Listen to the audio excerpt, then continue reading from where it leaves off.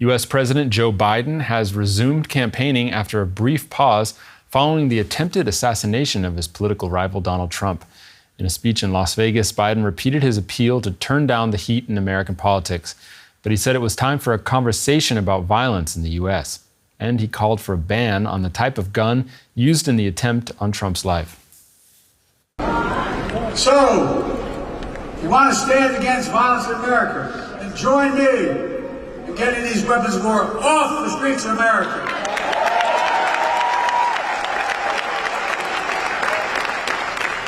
An AR-15 was used in the shooting of Donald Trump. Just as it was an assault weapon that killed so many others, including children. It's time to outlaw them. I did it once and I will do it again. And for more, let's cross over to our Washington correspondent, Janelle Dumoulin. So, Janelle, this speech was really important for Biden here. He's facing calls to drop out of the race, and now he has to address this horrible attack that we saw on the weekend against Donald Trump, but also at the same time campaigning against him. So do you think he managed to pull that off here? I would say that he had three things to do with this speech, right? So first, he had to denounce the scourge of political violence campaign against Donald Trump, himself a victim of political violence, while making his pitch to black voters. And the strategy he clearly decided to go with was to denounce the violence against Trump, but then go on to say that all forms of violence had to be denounced. And then he started to highlight instances of violence where especially black people were affected. So he mentioned George Floyd in 2020. He mentioned Eugene Goodman, that is, of course, the Capitol Police officer who faced down a rioting mob on January 6, 2021.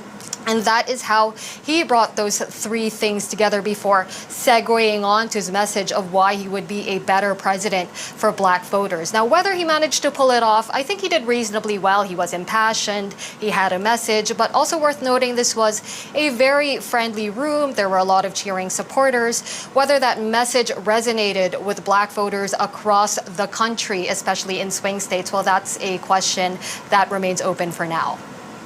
And he did seem to be at least a little bit more articulate than recent appearances, which was a good look for him. He was speaking there at the NAACP, that is the most powerful black civil rights organization today in the U.S. Does Biden worry that his popularity has slipped with black voters at all? I don't know that Biden himself is personally worried, but there are certainly concerns within Democratic circles that Biden's coalition of black voters is shrinking, as especially black male voters seem quite Trump curious. In fact, there was a poll from the Wall Street Journal, I believe it was a few months ago, that said that 30% of black male voters in 7 swing states said they were definitely or probably going to vote for Donald Trump, and that number is up from 12% in 2020. So Biden really needs those votes, especially to make up for the white working class votes that are already going to go to Trump. There's evidence to suggest that black voters are especially sympathetic to Biden policies like student debt relief, like investing in historically black universities and colleges. But they're sympathetic to that message when they receive that message, and it isn't always clear that they're getting that information. However, at the end of the day, the thing that is going to animate their vote in November is it's probably going to be inflation and their confidence in whether Joe Biden will be able to tamp down on the inflation that they feel has been making their lives difficult. DW correspondent Janelle Dumoulin, thank you. It's day 2 of the Republican National Convention in Milwaukee, Wisconsin. Some of the delegates who challenged Donald Trump before pulling out from the race, they're scheduled to speak at the gathering. They include Nikki Haley and Ron DeSantis, as well as former rivals from the 2016 election, Ted Cruz and Marco Rubio. They're expected to rally behind Trump after he was officially selected as the Republican Party's candidate on Monday. Trump appeared at the RNC for the first time since an assassination attempt on him on the weekend. He also announced his running mate, 39-year-old Ohio Senator J.D. Vance. Let's cross to the RNC in Milwaukee, where Benjamin Alvarez-Gruber has the latest for us. Benjamin, thanks for joining us. So what is the mood there on day 2? So the attendees of the second day of the Republican National Convention here are hearing so different speakers that are on stage. We have governors, we also have members of the last administration of Donald Trump. And as you said, Nikki Haley is also expected here. We saw her a few hours ago doing a walkthrough also. And also many new signs showed up here at the arena in Milwaukee saying that the Trump and also, as you mentioned, his pick for Vice President J.D. Vance. So many new signs appeared here, waiting, of course, also for that speech and also possible appearance by former President Donald Trump, who, as you mentioned, made an appearance on the first day of the RNC. Even though he did not speak, we're waiting for a very big speech from him on Thursday, the last day of the Republican National Convention here in Wisconsin. And the convention is technically a place where they select the representative for the party to represent them in the election.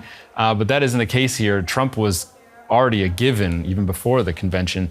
Is there any sign, though, of some kind of criticism or diverging opinions there?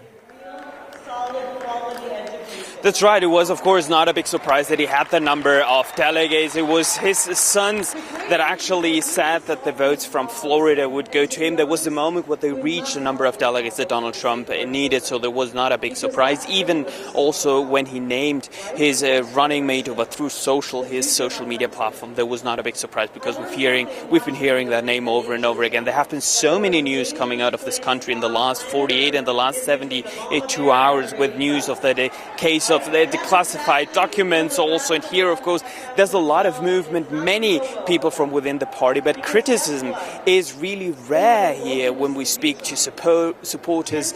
Also on stage, just rare criticism on Donald Trump. This appears to be just a mass gathering of people waiting for him, waiting for news.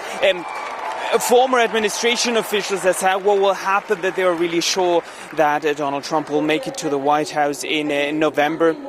So yeah, here in the arena, not a lot of criticism, rather outside, probably in Las Vegas also during the speech.